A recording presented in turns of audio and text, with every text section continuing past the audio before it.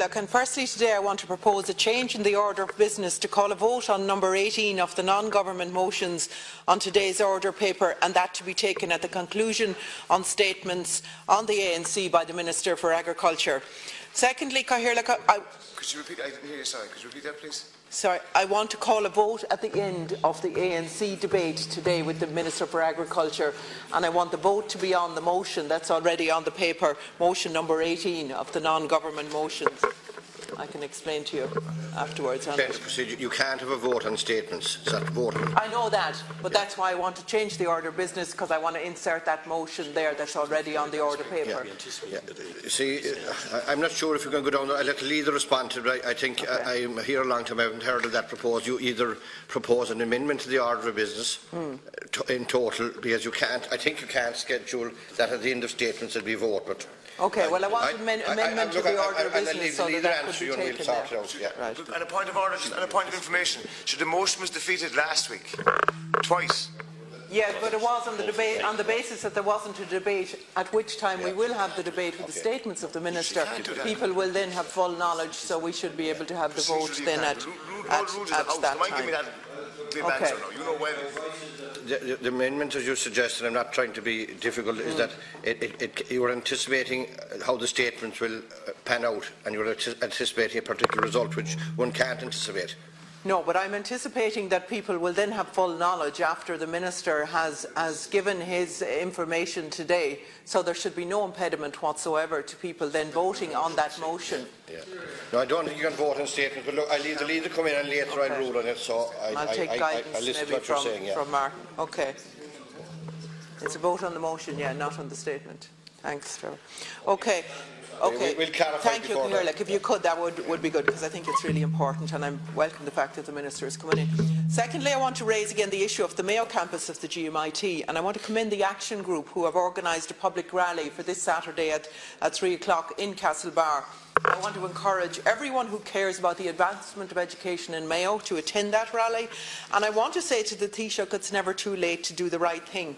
Before he leaves office, he, together with his Minister for Education, Richard Bruton, can secure the future of Mayo campus in his own town by firstly ring-fencing funding for the Mayo campus to support the growth and diversity in courses offered in that campus. He needs to put a stop to cuts at least until the HEA working group releases their report. He can guarantee full autonomy for the Mayo campus, and finally he can, in the short term, he can appoint a minimum of 4 representatives to the GMIT governing body.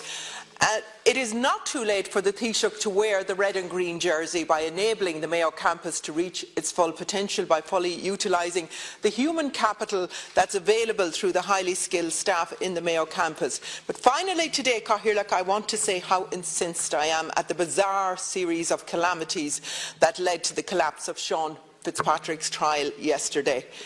It is very clear that there has never been the political will to put in place the infrastructure to tackle white-collar crime in this country. This is a crime in itself. Reckless lending and corporate corruption cost citizens of this state over €67 billion, and indeed it costs citizens almost €7 billion each year just to service this private banking debt that was nationalised. Conway-Walsh Martin must be spinning in his grave today. And who pays? The Taoiseach in waiting says that he wants to represent those who get up early in the morning, those people from Dungarvan to Dahoma. Well, what about the citizens who have suffered as a result of the corruption and cronyism of white-collar crime in this country? The people who cannot get up early in the morning because they suffer excruciating pain because of the waiting for hospital treatment. The people that Joan Freeman has talked about who are refused mental health care. The acting classes are going well. Look at. Yeah, I know my time is running out, but the carers who have been up all night caring for relatives because they cannot get the community care, and the people with disabilities who have to beg for services, and the many people in the west of Ireland who cannot find a job, including the 608 people who applied for 8 jobs within Mayo County Council. It is disgraceful that the Taoiseach in waiting should be trying to divide citizens in this country and trying to ignore the people who have suffered because of the corruption and the cronyism that we see in trials, and nobody pays except for these most vulnerable citizens, and it's wrong. And if people in this House think it's a laughing matter, it certainly isn't. Thank you. On the issue you raised, I'm trying to be helpful to you, and I think what would be acceptable. Could I have silence for a minute? I think what would be acceptable to accommodate your amendment